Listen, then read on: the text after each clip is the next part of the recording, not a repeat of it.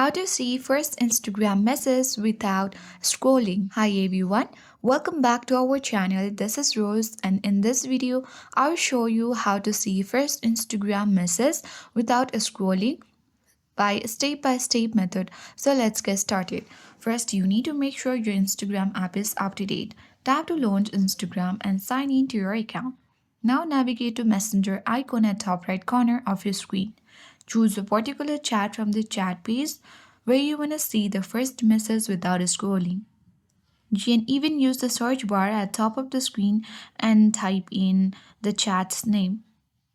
After that, you simply need to tap on the chat section at top of the screen and it will automatically be scrolled and it will take you to the first message.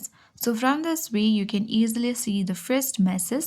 As you can see that sender has sent us a hi message at first. So that's all for today. I hope this guide worked, and if you are new to our channel, hit the like button and subscribe.